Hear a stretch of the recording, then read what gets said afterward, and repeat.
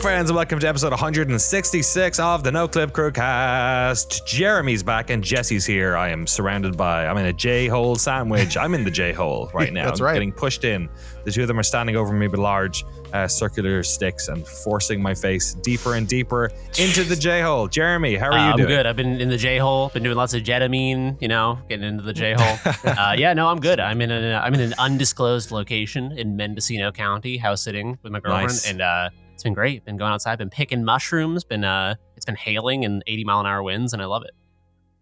Wonderful. Jushrooms, exactly. Smoke some it's like marijuana. the Crips, you got to change everything to like a C, or maybe it's the Bloods. Is that what they do? Bloods Is change that a thing everything they to a do? B, maybe. I don't know. I'm not in the Bloods B. or Crips, so sorry to both. Yeah.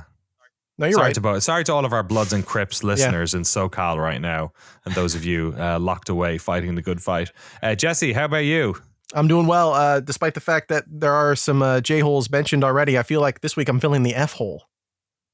Oh, excuse me. What's that? There's no Frank. I'm filling sure? the F-hole. Oh, you're gotcha. right. Of Yeah. course. Frank Howley is currently, yes. That's right. Frank Howley is if you could imagine the sort of the smiling emoji with the stars in its eyes, I think that's what he looks like right now, because I think he is literally on a plane to Tokyo currently. So, yes, we are delighted for Frank, especially given the past half a year he has endured.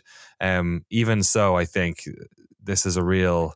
I just want to be on the reality TV crew that is filming Frank's, fun times in Japan. He must be having a blast. So, Frank, if you're listening, which I hope you're not, I hope you're just enjoying. Just having fun, getting squeezed by muscly ladies and watching wrestling and filling your bag full of Godzilla statues for the next 2 weeks. Massive shout out as well to all of our incredible patrons over patreon.com/noclip. Let me tell you right now, I'm booking there's two different, I shouldn't say two, there are 4 different studio trips I'm doing in Europe at the end of March. We also booked a place for GDC to film a bunch of interviews then. I think I've added up the interviews. It's something like 40 are getting done between, not GDC, don't worry, Jeremy. You're only here for that. My heart. Yeah. 40 in total for this whole period, and it is costing a fucking fortune. So thank you so much to all of our incredible patrons for helping us to do this. We promise there's going to be kind of a documentary for everyone coming out of this one. We have a huge big series about a really big game coming out. We have a big studio history of coming out, bunch of really great indie games that we've talked about over the years, some recent ones, just absolutely loads of really cool stuff.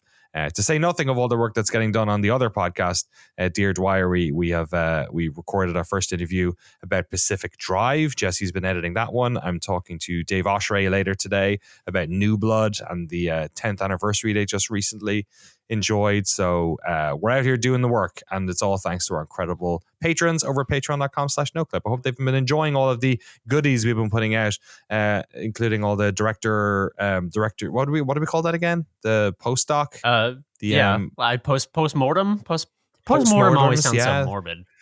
It does a bit, yeah. Extended bits and bobs. There's so many bonuses there, and the patron show just went up a few days ago as well. Although I looked fucking haggard, man. I'm working way too hard at the moment, and I looked at the video and went, Jesus, have a fucking rest, man. What's wrong with you? So apologies to everyone. There is a great clip from our upcoming Pentiment documentary in there, though. So. You don't have to look at my haggard face the entire time. And massive thanks to all of our incredible Battle Pass holders: Harry Flanagan, Battle Royale Games, Arno, Richard Matheson, James Brown, Jason Drury, Mark Rojas, Ryan Cobb, Tucker Morgan, Crimson Cyclist, Sven Huster, Pez, Tim Robinson, Forrest Pruitt, Eric Hamilton Schneider, Cameron Ladd, Zachary Snader, Alex Sharp, Alex Goucher, George Sakotis, Jacob Godserve, Tohir Tiliev, and of course, Ryson. is it Jeremy or Jesse who has the little bit of bleed coming through their headphones right now? I think it's Jeremy. I can turn my gain down. I think it's Jeremy. If you could turn your gain down, your mic is fine. It's just your headphones. Turn your monitoring down. That's what you're saying. If you're able to do that, absolutely can. Yeah, just a little bit. I'm sure Jesse's incredible noise gates will. I'll try my best. Get rid of it. Yeah, dude. I record this 411 podcast with Rob Zachney and Drew Scanlon every week. Shift F1, a podcast about speedy race cars. Patreon.com/Shift F1. Shift F1, exactly. Hey, look, I've been doing it for almost 10 years now. You deserve it. You can do at least one. You have to do one, yeah. But we record at nighttime. And the problem is, at nighttime, this whole you're getting frogs, is just frogs, man. Oh. And frogs are like not an easy audio gate situation, right? Not a it's uniform like, signal. Okay. Yeah, nope. It's not. Exactly. You can use the noise gate to, like, if they're not particularly loud, you can just get rid of that. And that's okay. I've managed to do it. But it's like silence for me. And then anytime I talk, there's a constant like sort of hi-hat being tapped of a fucking frog. You know what I mean? You can't de-hummer that. We need a defrogger setting. Yeah, in somebody reach out to something. Adobe and get that made. I have somebody else's cat that we're cat sitting, pressing on the door repeatedly. So it sounds like someone is trying to break into the office right now. So if anyone hears that, I'm not in danger. I wish I could let him in, but I don't know. I don't know him well enough to know he won't ravage all of my cables. We also have 2 new kittens that just joined the family since we last spoke. Hero was such a large boy, both in terms of his hind girth and also his emotional girth in this house. And we have one other cat, Mischief. And I was told from everyone that you do not introduce a single cat to an old cat situation, like a kitten, because they will just make them go insane. It's like giving an old person in an old folks home a toddler to mind. It's like the feline equivalent. So they say get 2 of them because then they'll play with each other. So we found we were on the hunt at the various rescue places because you always try and go that way if you can help it. And we found 2 kittens that were found. They've been like in foster care for like 4 months. I think they're 4 months old. A bonded pair of siblings. So they are now in the house. And those motherfuckers, when you have old cats and you don't realize where cats can go, because the old cats just don't. They're just like, yeah, I'll just go sit on this cushion for 10 hours. The young cats are like, oh, is that where you put food? Cool. 7 foot in the sky. Don't worry about it. I have to jump like 3 feet across this this kitchen island to go get. Not a thing. Don't worry about it. So those fuckers I used to hunt gazelle. Well. I don't care about, you put this up a little high. My ancestors know what it's like to hunt. And these ones look like it too. They look like, one of them especially looks like a fucking cheetah. My girlfriend's family just got new cats as well. And they have a chimney that's blocked off by like a thing that totally covers the entire fireplace. Like if you looked at it, you would say that even a mouse could not get in there. And they went missing for like half an hour one day. And they were trying to ascend the chimney. They had somehow squeezed through like a credit card slot sized. I don't know how they did it, but kittens are magical. This is a particular anxiety I have because we have 2 fireplaces in this house, and I was like, I don't think I can cover this fireplace like in a way that like a 4-month-old cat won't be able to figure it out. So I'm just gonna hope they don't fucking try. That's my strategy. Is that they won't bother. But like I have like sound, I'm not sure if you can see them, but I have like these big sound panels. I think there's one in the background there. Yeah, there's one literally right there. Okay. There's like a big sound panel. If you're watching on YouTube, I have all these sound panels. They're like bolted to the wall up here to help with the echo in this room. And one of the cats just like climbed up the whole fucking thing. Like, and I was like, I don't know if this is rated for you, for the thing plus a cat, but it seemed to be fine. They were just like climbing on up. So. Yeah, shout out to we have Puka is the girl and Bo is the boy. Great name. Puka is like thank you. It's like a Celtic ghost spirit, kind of like a fairy kind of thing. In another world, people would know about that and not know about banshees and leprechauns, which are the ones that people know about. But banshees are pretty cool. And the other one's called Bo because my kid has a little show she listens to on her little audiobook kind of thing. That she carries around where her listens to, you can like swap the cards out and listen to different stories. And her favorite one, there's a boy called Bo, but it just so happens, complete coincidence, that Bo is also Irish for cow, and he has like a cow print on him. So that was meant to be. That was fate. One is like a mythical creature and one is a farm animal. Well, exactly. Yeah. Absolutely. The power imbalance. And Exactly. Yes, we'll see the yin and yang of this situation. My wife's parents actually have cats called Yin and Yang, but then they left one of them when they moved across the country, which I've always found very funny, that they had these two cats that were like basically like. That's got to be like bad mojo, man, to have Yin and Yang and leave one behind. The Come feng on. shui is fucked, man. Yeah.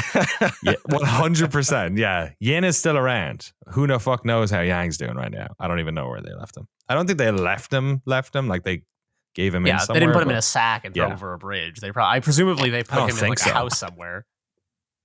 Presumably, Jeremy. He's giving me, for all the people just listening, he's giving me a look that is frightening me.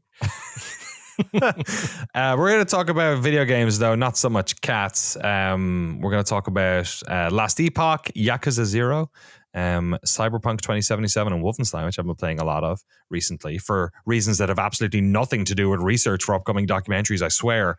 But if you don't mind, can I start talking about, because I've got a bunch of games here, about Expeditions, a MudRunner game. Please. Have you guys heard about this I saw this on Steam, and I was like, this looks interesting. It looks like, I mean, clearly it's in the title, like the MudRunners game that came out not too long ago. I was like, I want to know more about this, but I'm not going to buy it and play it. You know who probably will? Danny O'Dwyer, and I'm going to talk to him this week. So please, I'd love to hear more.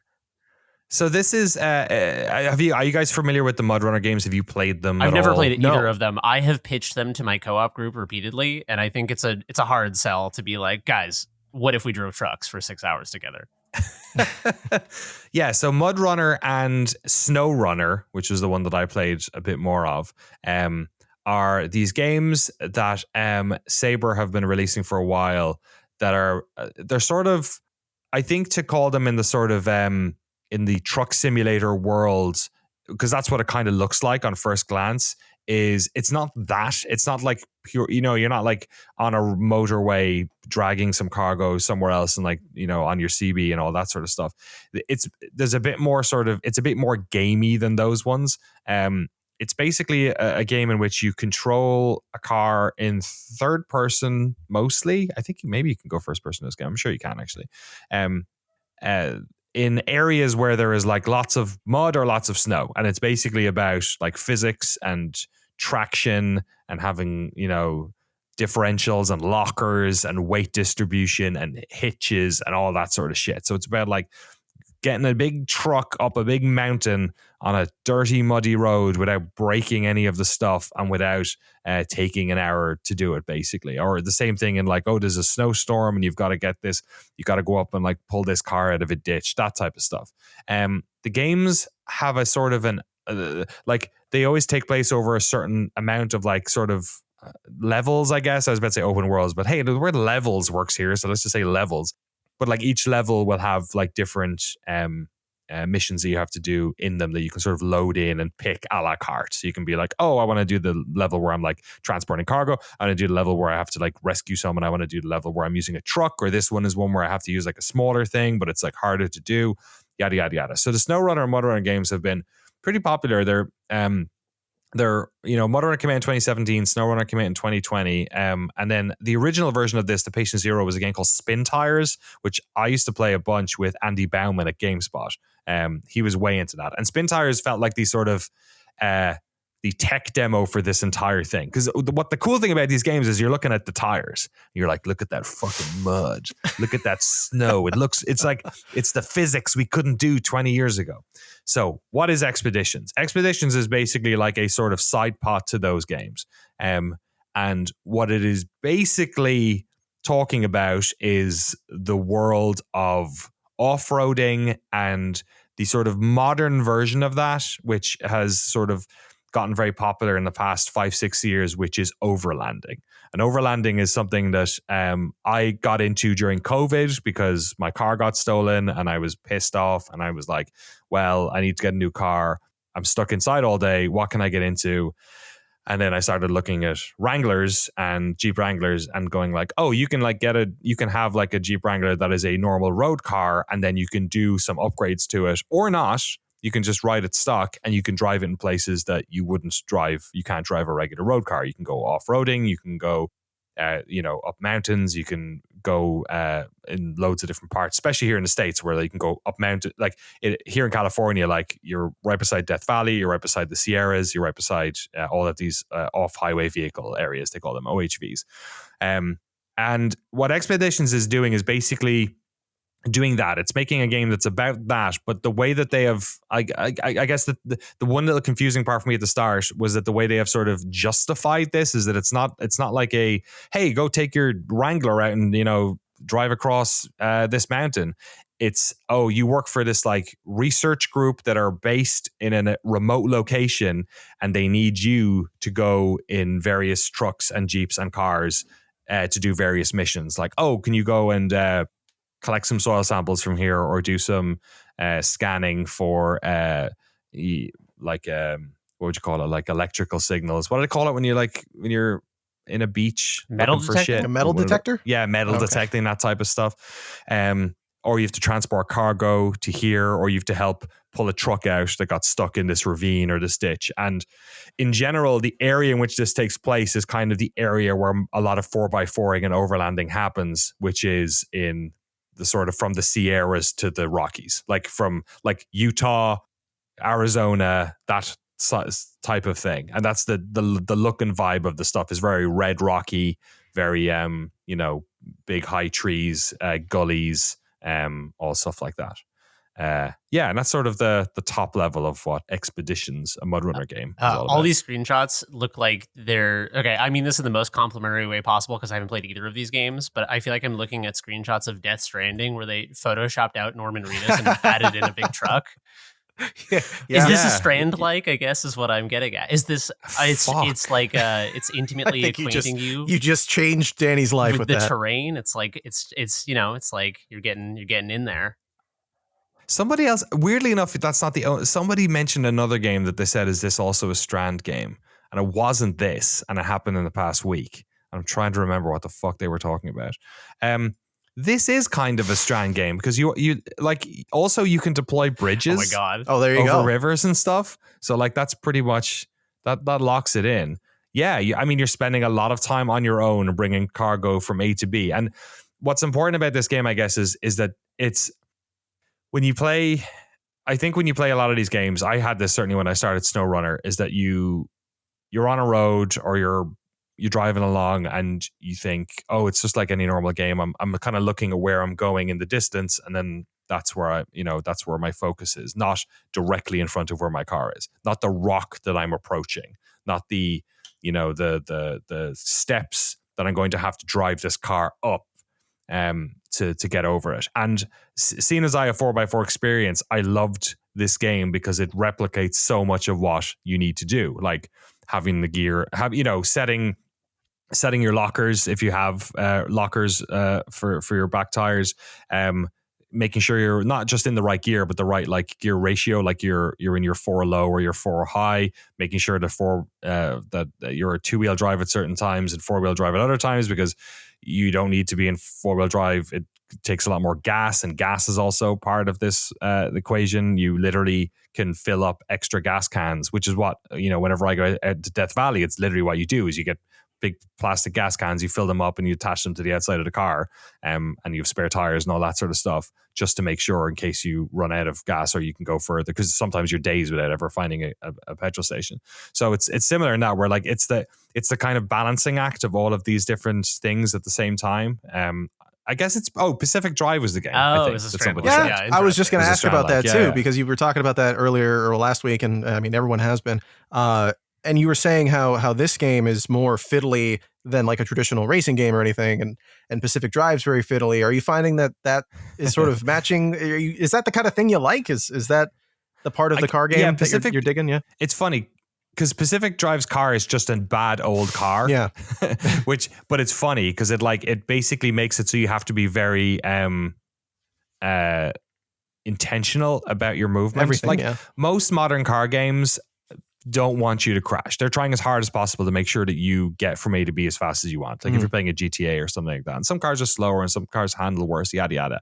But like real world cars handle badly when you drive them badly. And like, if you drive them within the limits of what you're supposed to do, that's fine.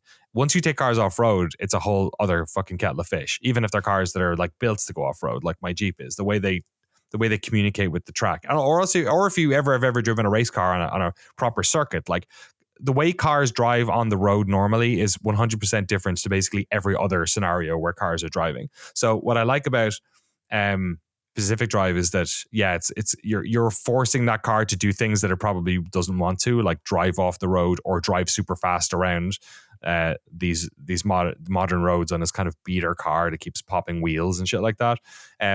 MudRunner is similar in a way in that you have to be very intentional, but it's much more like sort of off-roading in real life. It's about what's literally in front of you. It's about like, what is the condition of the road? What am I trying to get over? Like, one of my favorite things in doing like 4x4 overlanding is rock crawling, where you are basically looking at like maybe a stretch of 30 feet that you're going to spend the next 5 minutes getting over. Sometimes longer if it's a particularly technical thing. And it's all about wheel placement. So you're like trying to get your wheel on one rock so that the next wheel can creep up the next rock. And then you're trying to make sure that the car isn't tipping over, which is, I've had my car go up on one wheel at one stage doing this shit. It's like fucking crazy. That's because I'm bad. That's not meant to happen. Yeah. But you made it. So actually you're really skilled. True. I guess maybe I got through it in the end, but it's all about that. It's all about the sort of like So in expeditions, there are parts where you're doing rock crawling. There are parts where you're like going through rivers and you're basically using a little scanner to make sure you're not going too deep. There's parts where you're going through mud and you have to like make sure like you don't want to go too fast because then your tires spin and then you sink your car into the mud, and you don't want to go too slow because then you're not having enough momentum, carrying the momentum and the torque through the river or whatever. And yeah, it's just a bunch of stuff like that. I'd say where it falls down maybe, and I've only played like maybe 6 or 7 hours. I'm enjoying it from a purely, I can't believe this fucking game exists kind of perspective. Like from a very, I like this particular type of roadcraft. I'm not coming at it as a MudRunner or SnowRunner fan who's looking for the next version of that game. So maybe, it's got mixed reviews on Steam right now. Maybe that's where that's coming from. I'm not quite sure. I've really been enjoying it. I think the missions are sometimes a bit odd or weird. Like, I wish they were more exciting. A lot of it is like, go scan shit. And I'm like, I don't really want to scan shit. I mostly just want to go and explore. And you can do that. There's a free play mode for each level. Once you like unlock a certain number of the missions, it goes, okay, you could just like fuck around in the Grand Canyon now if you want. But some of them I felt are, there's a lot of tools. Like, you have to do a lot of, sometimes you have to like use your drone to like scout out ahead of you. And I'm trying to think what are tools, or I guess use your binoculars to try and find where the thing is. And some of it feels a bit perfunctory. Like, you're like, oh, I know where the thing is. Like, just let me go do it. Like, don't give me a checklist all the time. So it does that a little bit, which is maybe a bit much. But otherwise, no, I'm really enjoying it. I'm playing it on my PC. I've been playing it on my deck as well. It runs well. You still have your racing sim? Can you play it in that?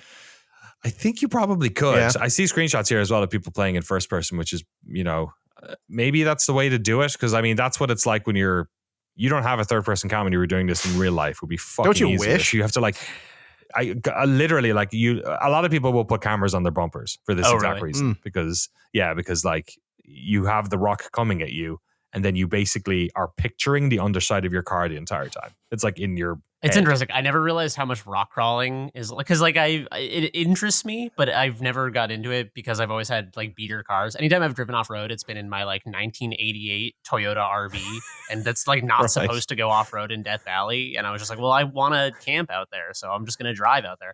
But like, it's interesting when you describe rock crawling, how much it is kind of like a gamification of driving, because like when you like gamify something, like if you're in your daily life and you're grocery shopping, you're like, oh, I could make like a grocery shopping video game. You're thinking about the ways in which you zoom in on the experience and kind of like simplify it or magnify one element of it and kind of exaggerate it or draw it out. And it's interesting how you're taking something that like, because there's like highway hypnosis. People drive for like 65 minutes and they're like snap out of it. They're like, what the fuck am I doing? Like, did I miss my exit? So it's like something we take for granted or do so automatically. But by putting yourself in such a drastic driving situation, you're like really connecting with like the shocks and the balance of the car. And it's interesting. I never really thought about like off-roading as like a gamification of driving, but it totally is. It's funny. The first time I did it, I was thinking, oh, this is so gamey. Yeah. Like this is why people do this. It's like very, and it's like gamey. Like racing cars is fun, but racing cars is, I don't know. It's less. You don't have time to stop and look at it. Like racing cars is like a shooter game, and off-roading and rock crawling. Rock crawling in particular is like, it's like turn-based, where you're looking. Yeah, 100%. So it feels more gamey because of that, because you're like looking at the board and you're trying to figure it out. And what's fun as well is when you do it with a group of people, is that everyone's car is different, so the equations are different. So like somebody might come through with like, you know, like a I don't know, like a sort of a road car that they've hitched up or whatever, right? They've decided to try and make their road car off-road a bit, and like they'll have a certain, maybe the length of their car, the width of their car will be an issue. Or with the Jeeps, it's the lightness. Or if somebody comes through with a Gladiator, it's like, oh, that thing's fucking huge. Like the turning radius is going to be different. Or like a Gladiator? Like a, yeah, Russell no, a big car. guy. There's a thing called a Jeep Gladiator. It's a Wrangler with a flatbed at the back, basically. Yeah, and then it's like, or yeah, depending on how high the lift is on the car. So, you know, if somebody lifted their car, or what shocks they have, or what, you know, the size of the tires, of course, and all that sort of stuff. Like the first time I went, I had a harder time than a lot of them because I had a stock Jeep, so I hadn't had it lifted. So, and my tires were the regular size, so I had way less clearance underneath the car. So they had to take me certain ways and do all that. So yeah, it felt very gamey to me. And I remember at the time thinking, oh, that would be really cool if somebody made a game of this. It's kind of like the SnowRunner games. And then so when I heard this game was coming out, it was like, oh, that's fucking brilliant. So I think I'm really enjoying it. It looks really good. It reminds me, like, it's been basically saying like, okay, you need to book some time to do some 4x4ing this spring, because it's been so rainy around here at the moment. It's hard to, you know, and the last thing you want to do is, especially out in the desert, is be out there when the rain fucking lands, get dragged away. But yeah, I've been enjoying it. I think if you're interested in this stuff, or you're interested in the MudRunner games or SnowRunner games, maybe it's for you. If you're interested in 4x4ing at all, I think this is basically probably the only game that's ever going to be made that does this sort of stuff, unless there's one that I missed. I'm not quite sure. Yeah, and I'm looking at the reviews here on Steam. Some people are saying it's a bit buggy compared to SnowRunner, so maybe give it a little while. I haven't run across any bugs, I don't think, myself. So, but some people are saying that. Other folks, it seems like particular stuff. I guess maybe if you're coming at this from those games and they're so feature rich, maybe this feels stripped down or something. I'm not sure, but yeah, I've been enjoying it a lot. Nice. My favorite review that I just rolled by was it's like Indiana Jones on wheels, and I honestly I don't even need to read the rest of that review because I'm sold. It's just I don't know what they mean by that. It's entrancing me. $40 as well if you want to pick it up. It's out. It came out on March 5th. I was paying it a week earlier because I paid like $60 to get they had early access for like 4 or 5 days if you spent a bit more. So that was pretty cool. Yeah, it's interesting. Sounds awesome. Game. It sounds like a low stakes for me, low stakes way to try this out without buying a nice enough car to do it and then ruining it because I don't know what I'm doing. That's the fear. That's the fear of the whole thing, is like, because you see the videos of people tumbling their Jeeps and their cars and stuff, and it's like, you don't want to be that guy. But then once you've done it all day, once you've like driven for 6 hours over a mountain and you're in a part of the mountains or Death Valley or the coast where no one can go unless they do this, it feels, and then you camp out there. It's like going on a hike in the same way, where you're like, this is fucking cool. That's why it appeals to me, is because that's like, I like the great outdoors, but I kind of hate all of the famous places. Like Yosemite is one of my favorite places I've ever been. And I went and camped there in late January because I was like, oh, it won't be crowded because, you have to sleep outside. It's freezing. It's snow everywhere. And it was still so crowded even in the off season. Really? Yeah, I mean, like, it's like right after the holidays and stuff, so I get it. But it's just everyone wants to see those places, or like Yellowstone, or like you go to any major national monument. And so it's like, that's why I'd rather go somewhere that's like Johnsonville recreational area that no one's heard of. Because then you just wander out into the forest and you're totally alone. It's like, I don't know. That's what I like. And when you find pieces of human like detritus, it's often like interesting. Like there was one part we were coming out the north. It was up near, there's a big sand dune area north of the park. I forget what it's called, that we came out of. But you have to go through a big gully. So it's a really technical part of the track. And when we were doing it, before we went down there, I'd heard about this years earlier on like Atlas Obscura or something. I'd heard about this thing. And it was really weird because our guide, the guy who was like leading the group of us as we were doing all this, went, all right, stop your cars. I'm going to show you something here. And for some reason, it twigged in my mind. Is this thing? And we turned a corner and there was it was in the middle of fucking nowhere. We've driven for like days now, basically. We turn the corner and there is a bathtub sitting there and it's full of ping pong balls. What? And you're just like, and there's some artist just decided to fucking drag this thing up here and put it. It's been there since like the 60s. You can get in with all the ping pongs and take a photograph and shit. Yeah, I'm trying to remember in my head what the fuck were they. One good windstorm, there shouldn't be any ping pongs.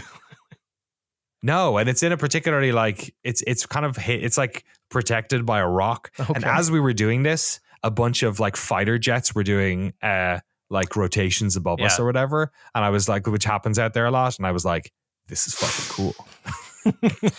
Yeah, there's like an intent. That's the other thing I like about going to the middle of nowhere is it lends like a real intensity to all of experiences. So like, you know, and it's like for better or worse, like sometimes it's like you climb up to this precipice and you're like, there's no another human being is not within sight and I can see for 100 miles. But I also had they will never find my body if I fall. So I had one time where this is kind of a camping horror story. If you're listening and you don't go camping, this is like the only time anything scary has ever happened to me camping.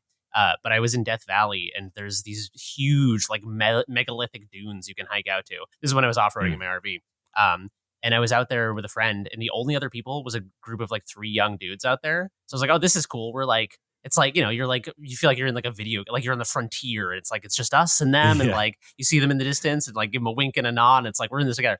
And then we were all out there for a couple hours. And then one of them just started screaming.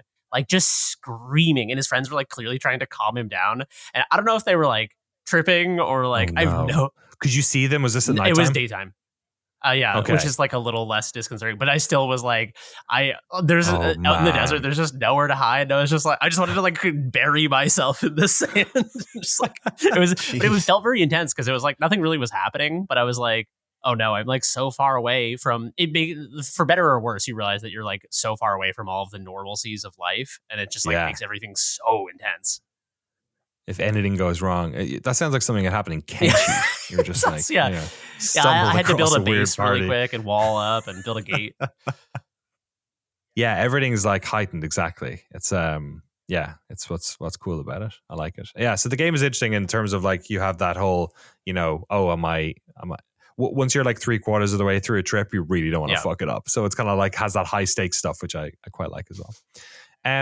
Let's head over to Jesse for a second because Last Epoch is a game that, similar to some of the other games we've talked about over the past couple of weeks, has had this like sort of super intense explosion of popularity. I think it's one that hasn't been on our radar, certainly not on my radar, Frank's, or I don't think Jeremy's.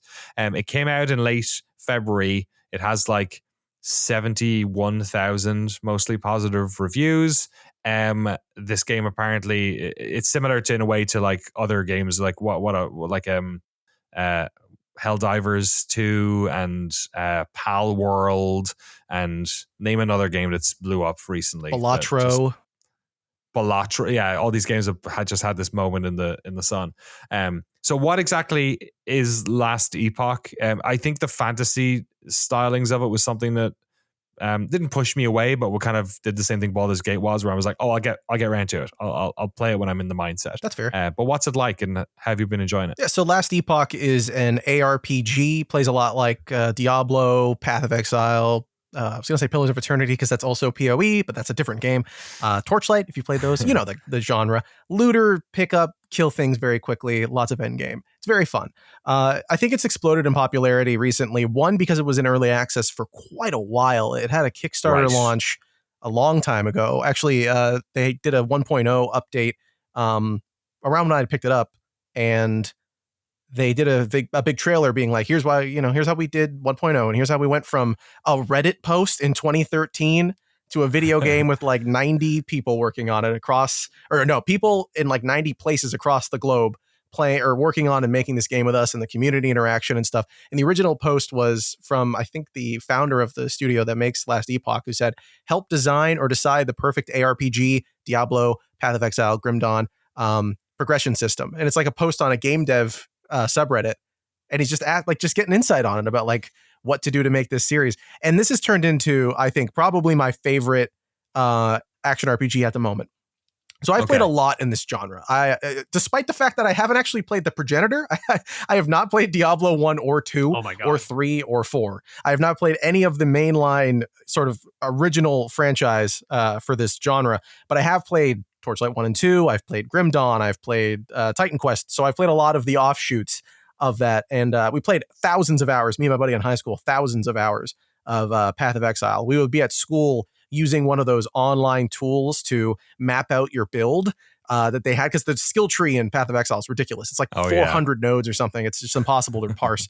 And we would sit there and we'd go like, oh, I'm going to pick this path node and go over here and here. And the teacher's like, what are you guys doing? And I'm like, I finished our assignments. It's fine. Leave us alone. And we would just sit there for hours talking about it. We love that game. We played so much of it. And then I stopped because I life. But this one, Last Epoch, I think, has grabbed me in the same way that those games have, for a couple of reasons. So their goal here when making Last Epoch was to make an action RPG that feels like the kind of thing every action RPG fan has been waiting for. It's designed in a way that feels appealing to people who like the older ones, from what I can tell, and for people who are fans of Titan Quest and Grim Dawn and those games that took what Diablo had set up and put their own spins on it. Built more narrative, built more class variety, built more ability to find your way to play and quickly. And Last Epoch, I think, absolutely nails the ability to jump in, think of a class or see a series of abilities and go, this is how I'm going to play. And within 2-3 hours, instead of the usual 20 or 30 it can take in those other games, you are playing a distinctly unique version of whatever class you've selected from the start. Oh, interesting. Okay. Yeah. It's... I think the way that they do it and the way that it ends up working so well is because the classes are all split up. So there's an acolyte, a paladin, a warrior, or like a shaman kind of class. There's a mage, and then there's a fifth one, a ranger, or like a rogue sort of character. And each of those classes has 3 subclasses. So like the mage can be either, or the sorcerer can be, I think it's a mage, can either be a sorcerer or a rune master who plays sort of like Magicka, that first game from the Helldivers studio. Where you just like hit 3 buttons and then the elements you have cause different spells. It's very cool. Or you can be a spellblade, which is what I'm playing right now, where you can you use your swords to do spells. So it's kind of like there's that class in Oblivion that does that. And that's just for one of the classes. And then the other 4 have their own 3 subclasses. And each of those classes even have their own abilities that you can sort of branch out. Each spell that you unlock, each class has like 5 spells that you can unlock for each one. And then the sub-masteries have 5 and whatever. But when you... So it sounds like there's a lot of meat on the bone here. Yes. That like it's like every feature, every like character, every element has been sort of distinctly looked at and been like, okay, how do we sort of like make sure that this feels worthwhile and it's not just sort of... Because I guess in a lot of these games you can add a lot of variability without putting too much effort, or I don't know what I don't want to reduce the work of other developers, but like you can be less intentional and just have it be part of the soup, like it's another ingredient in the soup. But it sounds like they've sort of developed the shit out of this game or something and like stuffed it full of different what about the single, like what about the campaign of it? I guess, is it similar type to Diablos and stuff, where like you start in a town and then it's largely a sort of like do you start in the same place at all times? How does the questing work? How did the story work? And how does the post game work if you've gotten that far? Yeah, so the campaign is pretty straightforward. The story is, I think, not something that I'm particularly not fond of. That's the wrong word. I don't hate it.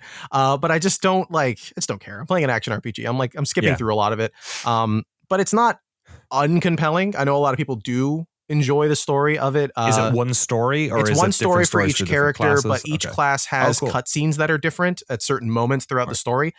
So there is some variety there, but for the most part, you are playing through from the same beginning to the same ending.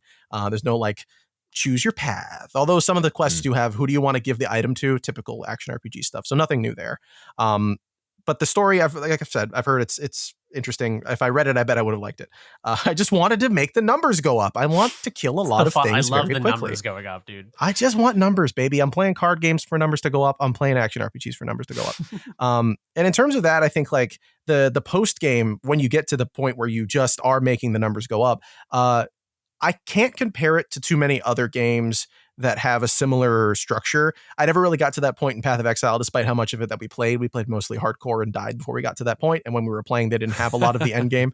But when I did play the end game for Last Epoch, I noticed right away, okay, I could see how you spent hours and hours doing this. Because it's not like there's a resource limiting how much of the end game you can do.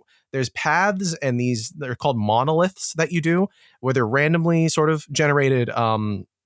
It's almost like a roguelike dungeon, but the path that you follow for them. So like you select this singular node and like this path of monolith, like it's so strange, but it feels a lot like a roguelike. It feels like the sort of pathing that you would see in Slay the Spire or Binding of Isaac, where you pick a direction and one direction has one reward and the other direction has another reward. And maybe for your class, you're trying to get a certain kind of sword. Well, go this way because you can see eventually down the line, they're giving you unique swords. And that's another part of it too, is the outside of the builds and the passives and the abilities and the way that you can stack up the inherent stuff. There's tons of items. The crafting system is incredibly deep. There's so many things you can do. And like, it's almost so tough, honestly. You need to watch a YouTube tutorial to figure that stuff out. I could not figure it out for the life of me. But it's combat. The combat is very good. I think if you, because there's so much variety in the classes and the multiplayer is so, the reason that the reviews were lower, by the way, around launch was because the servers were messed up. Like you could not play that game for like 3 days, basically, if you were playing multiplayer. You can play single player. Nothing annoys people more than especially when you're playing a largely single player game. If you are playing single player, I'm guessing this has co-op? This has online co-op, but you can totally play single player solo offline, but you just can't compete in the leaderboards and stuff. So if that's a big part of the game for you, or if you want to play multiplayer with the same character, you can't transfer it to online. So people lost out on that. Oh, funny. So I understand the frustration with the servers. But the combat, because I was saying like there's so much variety in the classes, I was a little concerned that it was going to be too easy. And I think at times it can be if you're playing the really broken builds. But when you get into it and you really like spend the time to try different classes, I think you notice pretty quickly that they've designed it in a way that feels like it's agnostic to the classes. The combat is only as hard as you want it to be.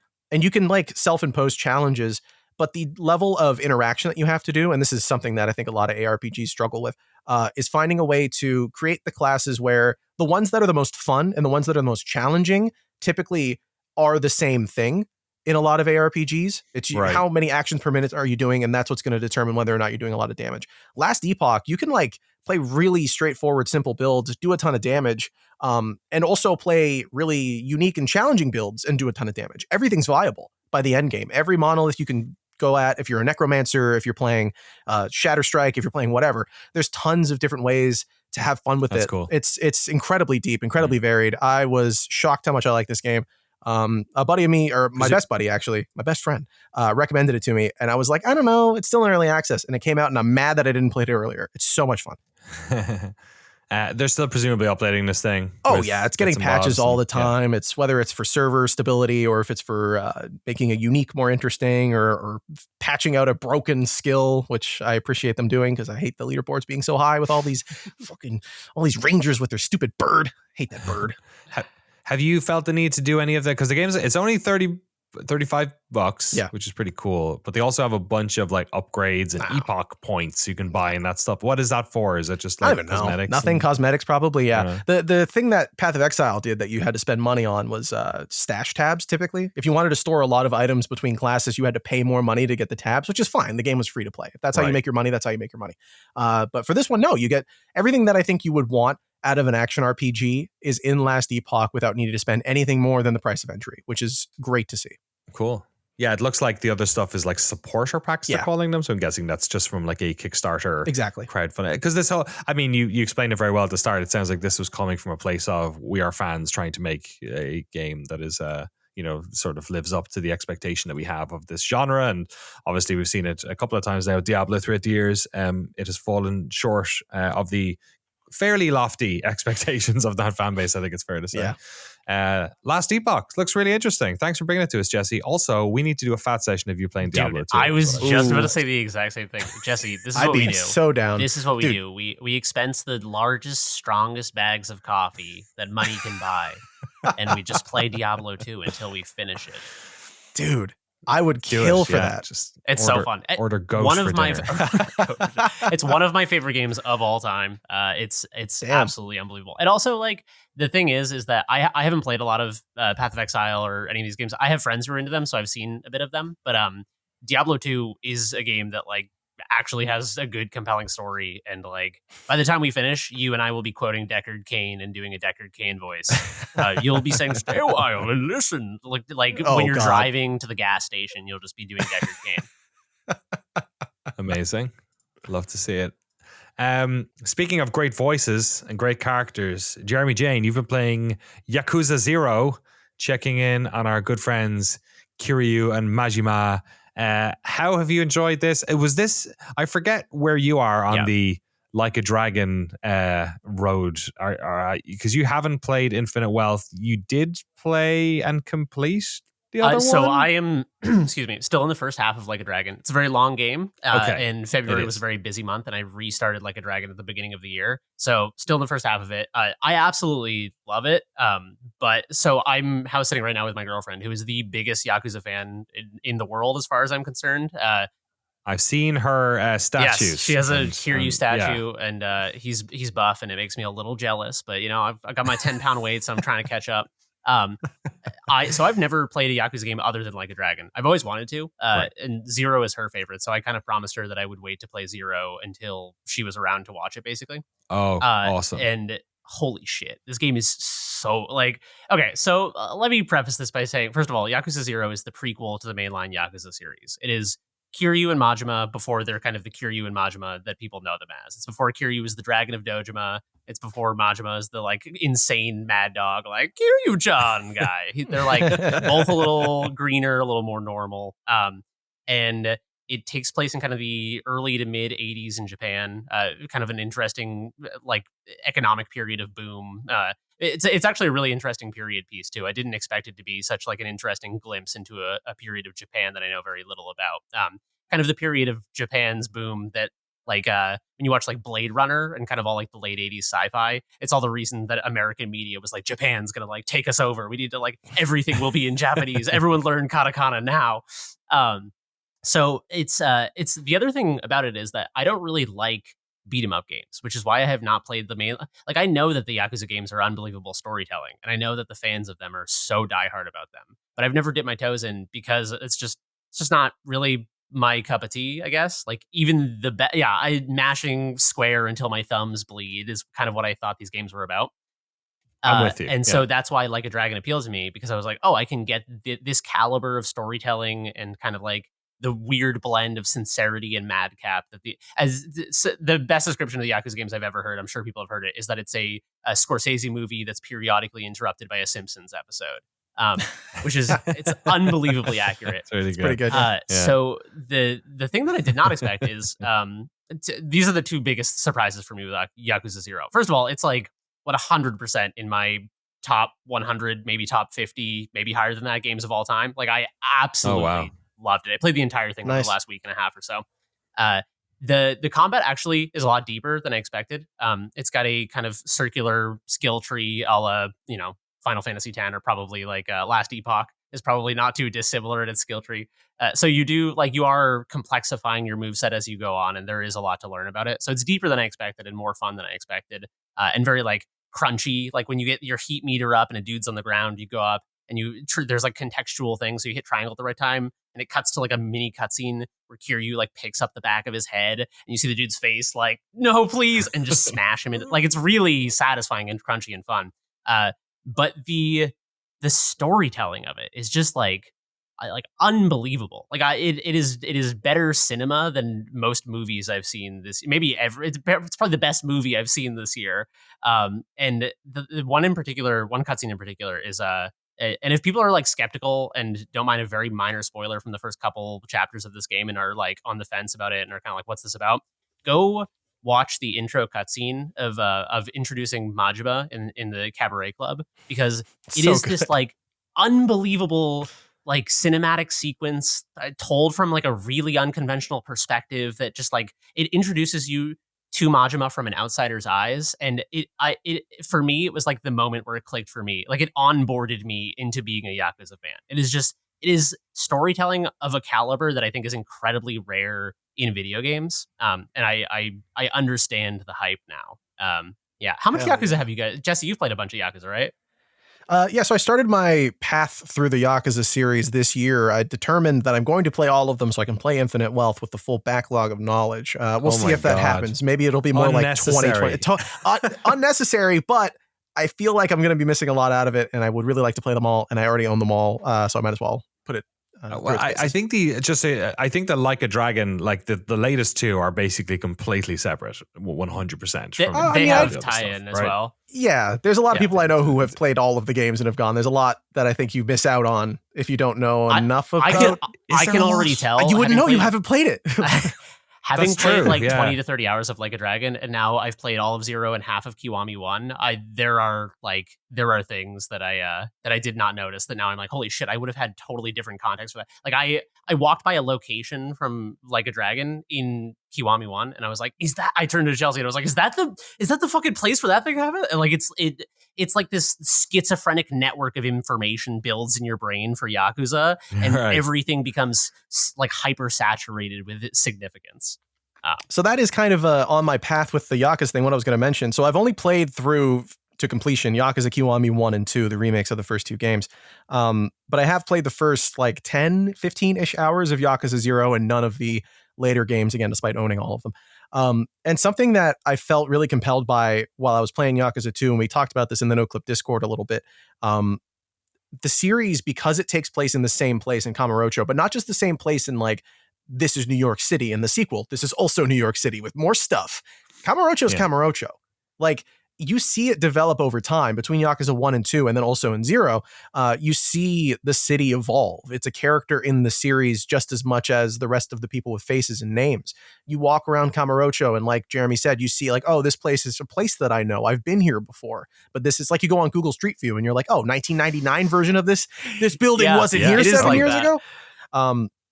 So it's really cool to see. And I think like that part of it, maybe more than anything else, was the surprising part for me. Because when you play Yakuza 0, you're in Sotenbori, right? When you see Majima, yeah, when he's doing his cabaret stuff. You don't go there until Kiwami 2. Oh, really? So when I got there, I was like, oh shit. Oh, and then you go to the cabaret club, and I'm like, oh my God. I've been here before. So I had the exact same experience you had, but in the opposite direction.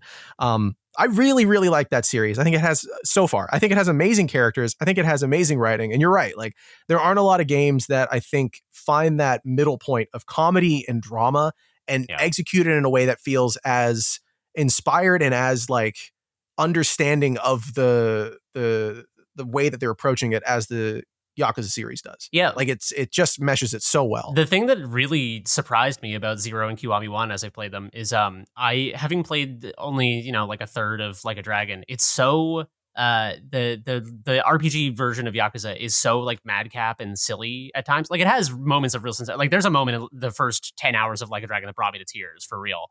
But and not even from like a crazy dramatic event, just like a real sincere human moment, just like made me yeah, absolutely. There's that similar sincerity is in the Yakuza mainline games, but there's so much like grittier. They feel like way more grounded. Yeah, 100%. I knew kind of like that was the difference between the two, but I was shocked how much sometimes these are just like straight up crime movie. Yeah. Like, they really do feel like gritty Scorsese films. I kind of prefer it, honestly. Funny, yeah, because I think the thing that was pushing me away, because I tried a few of them. I think 0 was the one I got the furthest in, but I just wasn't connecting with that part of it, or it wasn't enough to drag me along. And like, because I don't think mechanically these are games that necessarily appeal to me they do in some ways and they don't in other ways. But Like a Dragon's or Yakuza Like a Dragon was leaning more in that sort of way. It was less about the crime stuff and more about just like day-to-day life and economics and all that sort of thing, that like the story was more appealing to me in particular. But you're right, there is a very I haven't played 5 and back. What was the one that was set in the 80s again? Yakuza 0 and right? Kiwami 1 both take place in the 80s. Yeah, in the beginning, okay. Right? Isn't there like a time skip? Kiwami, there are time skips in many of these games, but they're parts of them are in the 80s. which is cool to see what you're saying about Kamurocho and all that. There's actually a sequence where Kiryu, because he goes to jail, that's why and that happens right at the beginning of the game. That's why there's like a time skip in that first game, and when he comes out, it does that. What's that movie? It's not Godfather. Goodfellas. It does the Goodfellas or like Mafia 1 thing, Mafia 2 thing, where he comes out of prison and he's like, "What? Everyone has cell phones? Oh yeah. What's going on? Where's all the cars?" Happens in Like a Dragon as well. Oh, funny. Similar kind of thing. It is bizarre how parallel Kiryu and Ichiban's stories are. It is like, I had heard that they were similar, but they're bizarrely parallel. Well, like it's called Yakuza Like a Dragon. Yeah, he's got a dragon tattoo, but then Ichiban's got the koi fish tattoo, which is like a dragon.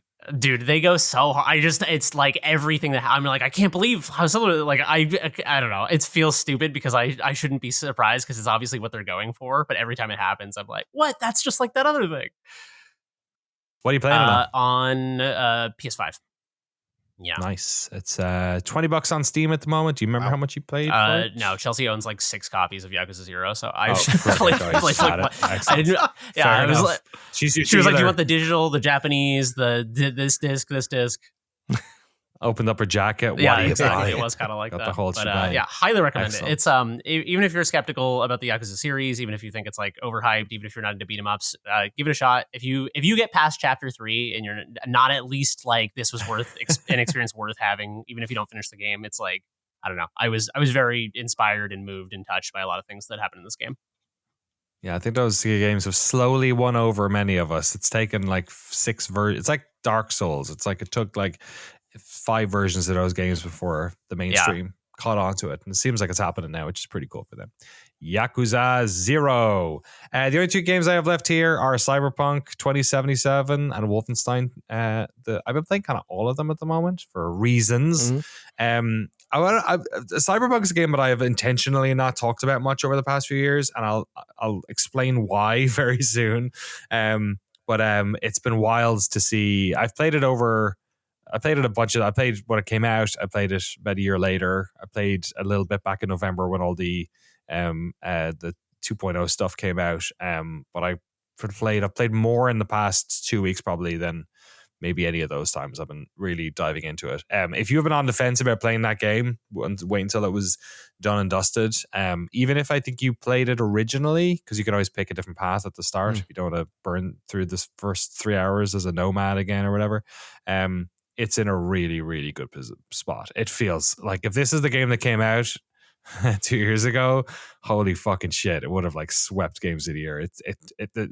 Technically, like it's really remarkable. Some of the story stuff I connect with, some of it I don't, but it's in a fantastic place. And Phantom Liberty is a whole other conversation, but we'll be talking more about that for the next couple of months over here. So keep your eyes peeled for some of that stuff. Similarly, Wolfenstein 2. I have not gone back and played this. Sorry, I shouldn't call it Wolfenstein 2. The new Colossus. The Wolfenstein etymology is a little bit confusing because they brought out the original one from Machine Games, which was called the New Colossus, the Old Blood. No, the Old Blood was the prequel that came out. The New after Blood, that. the Old Blood, the New Colossus. Yes, right? Yeah. Thank you. The New Blood was the first one, and then they had Cyberpilot and the one with the kids too. The co-op one. I like that one. Young Blood. So there's been Young Blood. So much yeah, blood, exactly. dude. A lot of blood. Wild of violence. The fucking. Can't we get along with the Nazis? Can't we get along with it? Why is there so much blood? That's exactly what I thought. As soon as I said it, I was like, maybe blood is justified. The amount of blood is not the problem. It's the source of the blood and the purity of it. True. That's really what this all is all about. I just want to like Wolfenstein 2 came out and Wolfenstein New Colossus came out in 2017. Which is insane to me. That was like almost fucking, it's like 7 or 8 years ago. Which really 7 years. That game is, I think, just from like that game. If you've never played that game, go play that fucking game because like between like the gunplay is amazing, but the story and characters in those games and the fucking cutscenes and all that sort of stuff is just absolutely ludicrous and ridiculous. Have you ever played them, Jeremy? I've never played any of the Wolfenstein. Dude, you'd fucking love. It's so ridiculous. The new Colossus is like peak I cannot. It's just peak. I just cannot believe a video game like that exists. The New Blood was like surprising, but super holy confident. shit. Yes, it's like it's speaking about, like, it's hard to talk about without like really ruining some stuff. But there are particular set pieces and moments that happen in those games, especially with like bodies. Like there's just a lot of like people losing parts of themselves. Like it happens like 5 or 6 different times to different people. My favorite character in the game might be the daughter of the antagonist, who is just like, this heavy-set lady who is just bullied by her mom all the time, and it's just fucking unbelievable. So anyway, I just wanted to put it on everyone's radar game that those Wolfenstein games that Machine Games made were fucking brilliant. And even if you play them 7 years later, I was playing it going like, if this came out today, I'd be like, this is amazing. Its game is so good. So yeah, absolutely great. Let's jump into the emails because we're running a little bit long here. Podcast at noclip.video if you have any emails. Thanks for those folks. And also thanks to some of our folks on the Discord who sent in some questions as well. In our Patreon exclusive Discord where we do lots of weird things all the time. If you want to see sexy pics and Steam codes for games, just come join our Discord. None of that is true. Casey says, how do you guys choose what to play? I've recently found out I have ADHD, and the years of chaos when trying to choose things finally make sense. With huge digital libraries and subscriptions adding more and more games every month, how do you decide what to play? How do you guys decide what to fucking play with all your spare time and all your money? We have that. Follow my heart. That's what I do. Yeah, if I feel like it, I play it. I think I do the same thing. I kind of have the same approach to movies and games, which is that usually I'll like find a studio for games or like a director, filmmaker, writer in movies who I really like, and then once I find something that really clicks with me, I'll try out someone who I've heard about, like a studio or director or whatever, and be like, oh, I've heard this is really good. Let me see if this is for me. And if it clicks, then I kind of just go manically through their entire catalog of stuff. But yeah, I feel like I have such limited time that I put a lot of pressure on my game choices, because if I'm playing like a 6 out of 10 game and I'm 10 hours into it, I'll just drop it like a sack of shit. Cause like I can feel my life essence terminating as I play a mediocre game. I'm like, I can't waste my life on this. So the Reaper's behind you, like, come on, the keep Reaper's going. Like, are you sure? Are you sure you want to continue to chapter 5? You're already 10 hours in. The sunk cost fallacy of the So I don't know, Danny. What do you do? How do you choose?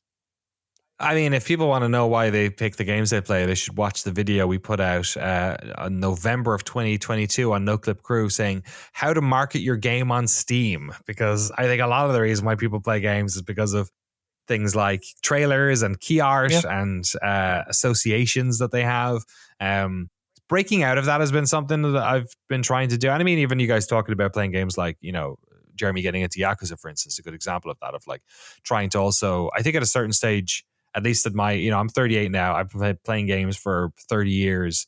I need to find new ground a lot of the time. One of the things I've been super sensitive to is I've seen a lot of people in the like game coverage world get bored of games, and I am determined to have that never happen to me. So kind of like therapy, I like consider it like mental work I have to do to keep on top of it. So I'm like, all right, am I getting bored of these games? Am I getting bored of making these these types of docs? Like, all right, let's fucking mix it up. You know what I mean? Like keep it so there's always interesting new stuff going on that like is sort of pushing the boundaries a bit. So yeah, I have games like, for instance, Wolfenstein and Cyberpunk feel like real comfortable to me, and I'm very comfy in the first person or FPS role playing game type stuff. But I try to, as much as possible as well, spend time playing games that I wouldn't. Like Balatro was a good example of a game that I really, really was not like. Everything about that game seemed like it stressed me out. But you guys, Jesse had a really good, made a good case for it, and I was like, all right, just give it a go. Like you've got a couple of hours free tonight, play it for an hour. If you don't like it and it costs that $15, that's all right. You give it a go. And then I ended up really liking it. So now you're a sicko. And like Frank got me into Infinite Wealth. You know what I mean? I feel like Jeremy's got me into shitloads of games over the years. Like, so recommendations are also a thing. And in the past, for sure, it was recommendations from like, people in the industry who I respected. Like Greg Kasavin or Jeff Gerstmann or any of those folks like reviewing stuff. And I don't really have that anymore. You know what I mean? I don't have the podcast I listen to for recommendations anymore. Nobody respects anymore. Which I miss.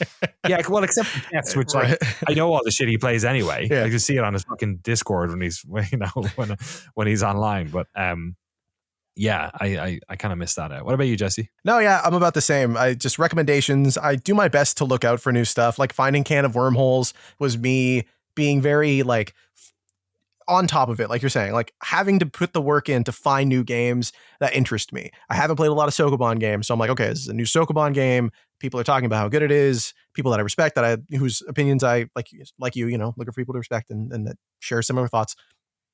Cool, I'm down. But every once in a while, I don't know what it is, but I'll just be like, I want to play BioShock, or like something happens to me. I don't know. I'm walking down comfort food. I definitely am nostalgic for BioShock. But anything, I don't know, just old games. Sometimes I just think to myself, it's time for me to play God of War 1 on the PS3, which I'm calling an old game. It's on PS2, but I play it on PS3. I don't know. It's tough. Like you said, it's just tough. There's so many games. There's so many things to do. So many subscription services. Everyone's throwing video games at your face all the time. I don't know. Games are long. And they're like long. Fucking you guys are talking about playing all these Yakuza games. Dude. Like, Jesus Christ. Or like Final Fantasy, the new like Rebirth came out. And Frank was like cramming it before he left to go to Japan. Not even touching it. It's nuts. And then you're at the, you know, or it happens every time we come to Game of the Year. Yeah. Which is that's a great time for us being forced out of our comfort zone. Cause like, I probably wouldn't have played Homebody had Jeremy not recommended it. Really enjoyed it. I probably wouldn't have played, what else? Slayer's X, maybe I wouldn't have. Same. I like Jay a lot, though. I probably would have given it a go. But anyway, I feel like Final Fantasy 16. Yeah. Midnight Suns. That is true. That is true. You got us all to play Midnight Suns. I'm bringing it back. Enjoyed it. It's a goodie. You did. I guess. But I'm with you guys. Time is the problem. Yeah. Time is the problem. Logan J says, best of luck this with isn't the a question. ADHD diagnosis, by the way. Oh, yeah. Yeah, absolutely. I would. Yeah. Also, I know I will delicately step on this one a little bit as somebody who has, I'm married to a mental health professional, and I'm not a mental health professional. I've been in there. I mean, so Jeremy as well for a long period of time. I would say if make sure you are getting a diagnosis for that and not self-diagnosing. That's the only thing I'll say about ADHD in particular, because it is one of the most overly self-diagnosed things. So if you're listening to this yourself as well, if you've ever been in a situation where you've watched a bunch of YouTube videos about ADHD and then convinced yourself you had it, if you've gotten a diagnosis, that's obviously very different. But ADHD is one of the most, especially in the modern world, where unfortunately we live in a world in which, because of phones and because of being able to work from home and all this sort of stuff, our attention has sort of been externally is getting hit a lot more than it used to be. So there's a lot of people who are maybe there's a thing at the moment about ADHD being basically very like over prescribed to people, not just the drugs but just the condition. So yeah, best of luck with it. If it's something you're on top of and you're trying to figure it out, all manner to you. And also ADHD is kind of like a spectrum thing as well. Like some people kind of have it in certain conditions, have it for a while, yada yada. Anyway, again, not a mental health professional. But yes, best of luck with that. Logan J says, hey, this isn't a question, but I feel the need to shout something from the rooftops as a PSA for my fellow American listeners of the pod. Did you know you can just like read magazines via the Libby app from your local library? I'm sitting here reading issues of Edge right now for free, all in one place, and I'm beside myself. Libraries, man. Exclamation point. I don't have the Libby app. I've never heard of the Libby app, but that sounds awesome. That sounds like what you go on when you want to complain about Donald Trump. It's like, it's for going on the Libby app. You want to, or when you want to complain about the libs. I did not know about this, but I knew about a similar thing, kind of the same thing for a different era, which is that archive.org has an unbelievable number of like very high resolution scans of old gaming magazines. And it's like that's how I grew up, because I like went on GameSpot and stuff when I was a teenager or whatever and read like Kevin Van Orden's reviews, and then it was cool to meet him when I worked at GameSpot. But most of my childhood was reading gaming magazines. And actually, this kind of ties into the first question. That's sometimes how I'll pick a new game, is like, I want to play Anachronox because I went back and read PC Gamer magazines from the 2000s, and they were pushing that game hard, and it looks fucking cool. Do you want to know what else is really cool on archive.org? You could probably just fucking play an Ocronauts. Oh yeah, Yeah. they do have a bunch of there is abandonware too. There are thousands of games, some of which are abandoned, some of which are really? not on archive.org. Yeah. You should go check out archive.org's got a lot. I know also the Video Game History Foundation has shed loads. Like I think the biggest collection of magazines, maybe gaming magazines in the world, close to it, if not. And I don't know the status of whether Frank is currently or has already scanned a bunch of them. I'm not quite sure. But I think that if that isn't already happening, I think that's the plan. I'm not quite sure. Cool. They originally set up that space so that people could also come in like a library and just check them out if they want to. I mean, not check them out, but take a look. at them. Yeah, okay. Well, if they want, take a look. Yeah. There's literally the worst possible turning phrase I could have used for that. Yeah, shout outs to libraries. Yeah, I love a good libraries are library. cool. Yeah. Yeah. It's a very socialist thing to be happening in America, isn't it? How dare they? You You have to download the Libby app at your socialist office. Ugh. Those Libbies want to take away our private library. Yeah, I love buying books. Yeah. What if I want to buy all the books myself and then own them? Don't I have the right to do it? Mark L says, what's a game mechanic, big or small, that you just loved on its own that you still obsess over or think about with nostalgia? Mine is flying and air drifting in the G-Police games. Man, that's beautifully specific. All right. Can I rattle off the ones that everyone always says whenever a question like this comes up? Active reload. That's always one where people are like, hey, remember active reload? That's pretty fucking good. Helldivers has it, doesn't it? I think it has like if you reload and you haven't spent all the bullets in your magazine, then you lose all the bullets. Oh yeah, that thing. It has that thing. That is the other. That is the negative side of that one. Try and think of the most distinctly particular game mechanic. I think it's not a game that I even particularly like. Even as a child, it was incredibly frustrating to me. But in Blast Core for the N64, there is one of the machines you drive is like a big orange robot man, and the way you smash buildings with him is that he like jumps up in the air and does a flip, and then smashes his giant feet into a building. And sometimes I'll just be like sitting in my like living room, and I'll be like, remember how cool it was to stomp stuff as a big orange man? I don't even like the game. I just think about it. Stomp. You do that in Wolfenstein, and when you get in your metal suit, you can stomp down into vents. You jump and hit a button because you're in a big suit. I'm downloading it now.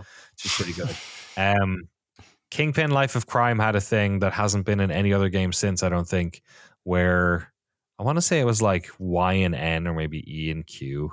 But you could basically, it was like X and Z, wasn't it? Where you could basically say something negative or positive to anyone at any time. There was no like chat system, but you could just go up to and say, hey, what's up? Hey, what's going on? But it was randomized. So like you just say something positive and then they'd say something back like, hey, what's up? And you go, hey, what's going on? Or whatever. Or you could hit one that was negative. And like some of them were like pretty intense. You could just walk up to like some random lady she's got a bar in her hand. You go, I will fucking bury you. Whoa.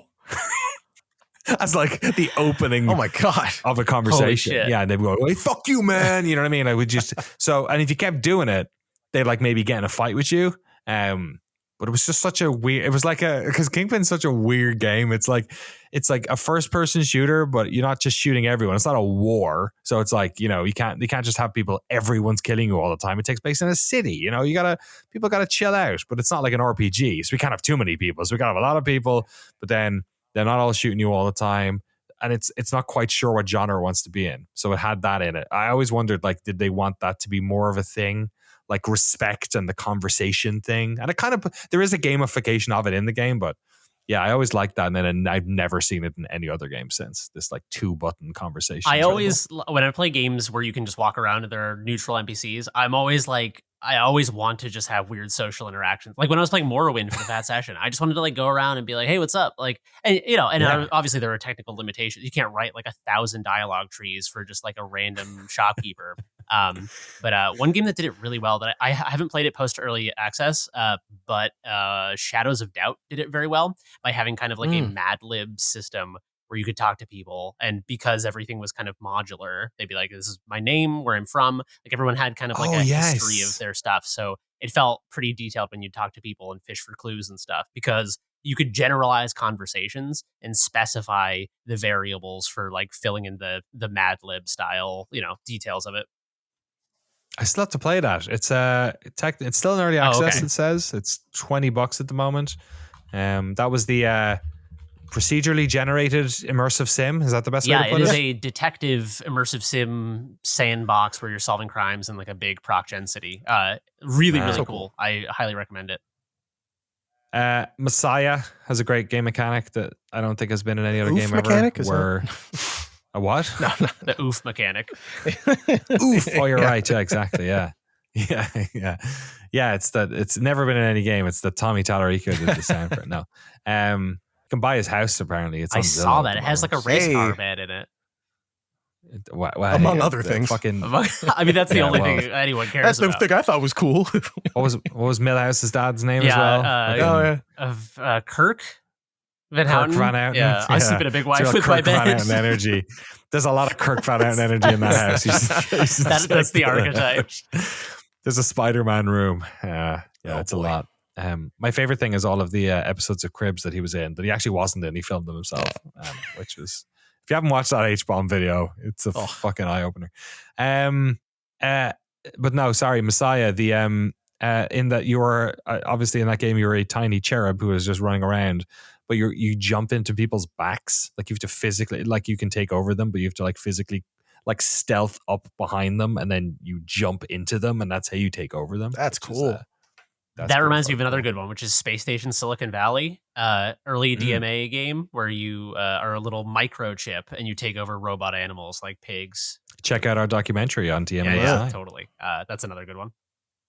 Yeah, that one you can take over like dozens of animals, right? It felt unbelievably future for the 90s. Like, because I don't know, there's probably like several dozen animals at most, but it felt like an endless world of like you would see like a new animal. You'd be like, I wonder what 3 abilities that bird has. Right. And that game is basically the closest cousin to Grand Theft Auto 3. Yeah, that and Body Harvest exists. Combined is kind of like a Body the Harvest DNA. as well, of course. Yeah. Yes. Right. Yeah, the DNA. DMA. Of DMA. Nice. Any other ones, folks? The one that comes to mind for me the most, I really like the drone from Watch Dogs 2. I had to scroll through my Steam list. There's so many video games I could have listed off. But the drone from Watch Dogs 2 was I could have just played. I think I did just play the whole game using that. I never shot anything.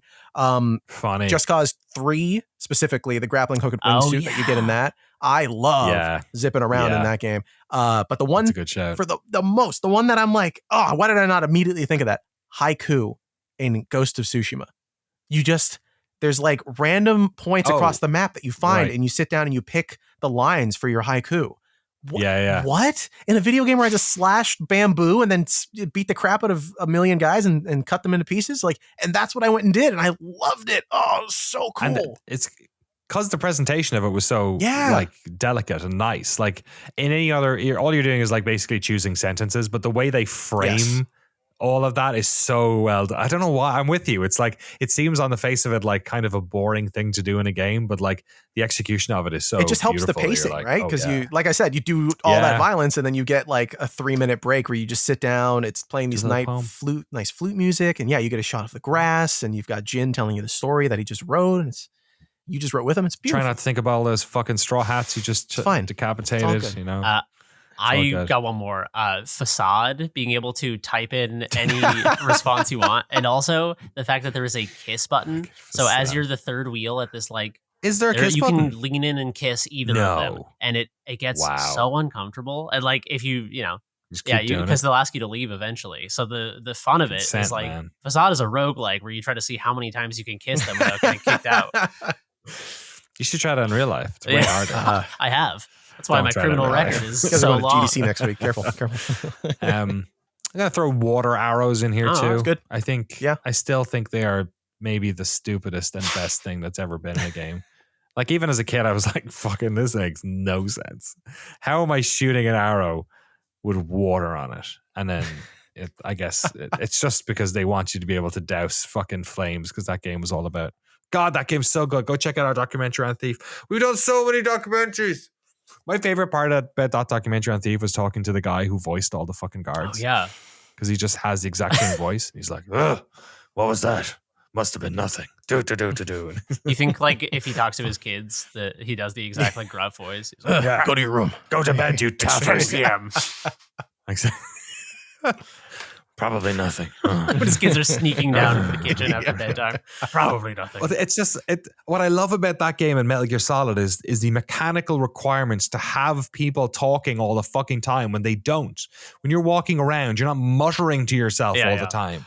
But in fucking, they're like, oh, what was that noise? Oh, what's the noise? You know what I mean? It's all like that sort of shit. It's all just signaling to the player. It's the same with those guys. They had their clicky little heels they had everyone in Thief lived in the loudest world because they all had like steel shoes on. shoes. Yeah, they all Fred Astaire around their house. Yeah. On tile, Down the exactly. stairs, Yeah. 100%. And the whole time they were whistling to themselves so that you knew where they were. You know what I mean? It's all this shit. Fucking so dumb. Love it. Games are great. All right, that's all the questions. Thank you for sending them in, folks. Podcast at noclip.video or stick them in the Discord as well. We check that every single week. We have a podcast chat channel. You can chuck them in there. What else is on we got a fat session of Morrowind up on Noclip Crew. The boy Jeremy Jane played Morrowind for like 5.5 hours, something like that. It's pretty good. Good stuff. You stole that guy's identity almost immediately. I did, yeah. As you meet the first NPC you meet, I just took his name. It's good stuff. What did you make of? I don't want to spoil it, but what this is your first time sort of, you played, like a lot of people, you played the opening hour of Morrowind before, but you dove into it a bit more this time. Yeah, the first time I played it, I kind of just fired it up to see what it was like, and I didn't really do any of the questing. Even like some of the very first quests you do in the initial town, I didn't even really do. I kind of just picked my class and name and ran out into the world just to see what it was like. So this was my first time kind of taking it seriously and trying to engage with it, and yeah, it's excellent. I've watched a few of there's like mini documentaries with Todd Howard and the dev team for Morrowind and Oblivion. And the thing that strikes me most about them is that they talk about how these games are kind of the balance between like an old PC game ethos of really sandboxy games and the more kind of like linear narrative story driven RPG. And Morrowind feels like it sits so comfortably in the middle point between sandboxy and like big kind of like AAA modern adventure game. Yeah, I don't know. I loved it. I just felt like I was like free to do whatever I wanted, but it felt like the most interesting things to do. It felt very organic that I was driven to do the things the game wanted me to do, if that makes sense. Like I could have done anything, but I was like, I want to be like the fucking prophesied hero. This game rocks. We also got an episode of Super Mario Oddities up, where we looked into that ridiculous 1986 Mario movie. You can check that out over on Noclip Crew, as well as a quick look of Balatro, in case you haven't already been consumed by its beauty and cardness. Although it got taken down in a bunch of places because people were like, yo, this is gambling. Really? So, I didn't hear the about game. that. I was like, what happened to the video? I got taken down? No. Okay. Yeah. No, the video's good, thankfully. Although, good point. If that was the case, is that extended? We're going to get banned from that's crazy that happened. Over on the archive as well. Yeah, totally. Over on the archive as well, a bunch of stuff has gone up. We got some old GameSpot videos up. Tor Torson, rest in peace, my friend, who did a tour of Kensha Hall back in 2006. We got that one up. We got some interviews with the God of War 2 team and the Halo 3 team when they were doing their betas. A couple of really old school interviews, all now in 1080p, which are pretty fucking crazy to watch, from back in like 2007, I think. Also got this weird, I actually edited some of this stuff because like we couldn't have, there was like, interviewer questions just to trim them up to like make them like features. So it's really weird because I'm basically like fanboying out, basically doing the job that I wished I was doing, which is editing old GameSpot videos for these people, which is pretty cool. One of them was the Kratos riding into San Francisco, which and the Kensha Hall one, I actually edited those those were just unedited videos of like, here's a bunch of shit, and I trimmed them down into actual features. Whoa. So you beginners guide stuff is like actually these videos. Yeah. Whoa. It's bizarre. It's really weird. So, because there's a lot, you can't just upload the videos on their own because they don't, I mean, a lot of it is mostly just like outtakes and, stuff, but like I'm using all the B-roll, I'm using as much as I can. And then the interviews themselves is basically everything except for the questions. So over on Noclip Archive, youtube.com/@Noclip Archive. Pentiment documentary coming soon. Hoping to get that one wrapped up next week. I'm trying to think what else is. Hyperlight episode 3, of course. We are doing shitloads of filming this month and next at GDC in Sweden and other places around Europe. Loads and loads going on over here. Check out the Patreon show if you'd like to know where we're going. All the studios we're going to. We're going to 4 different studios during that time. And then GDC, we're filming bunches and bunches and bunches of really cool stuff. So if you want to support our work and find out what all that stuff was, head over to patreon.com/noclip. All right. That's it, folks. Speaking of which, I have 30 minutes until I have another interview to do for Dear Dwyery, so got to get to it. Jesse, what are you doing for the rest of your week? Unicorn Overlord comes out on Saturday or Friday, so I'm going to be stuck into that strategy RPG. Thank you, Vanillaware and Atlas. Also, the tattoo on the back of Ichiban's, on his back, not the back of his back, on his back, is a dragonfish, not a koi fish. It's a dragonfish, which is why it's like a dragon, because it's a dragonfish. But yes. Unicorn Overlord. I love when you just like say a game name, you're like, that sounds fake. You just make a thing up. Yeah, sure. But look, it's right here. Looks like it's coming out. People are jazzed. It's got a big fat Wikipedia page that people clearly give a shit about. Oh yeah, so I'm excited.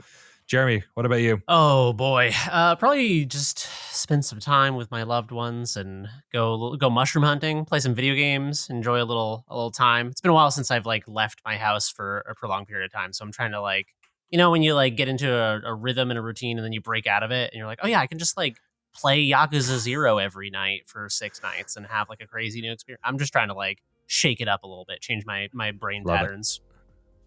It's good stuff. And by your best friends, of course, you mean the main characters of Yakuza. Yeah, my loved ones, Kiryu and Majima. Exactly. Okay, love it.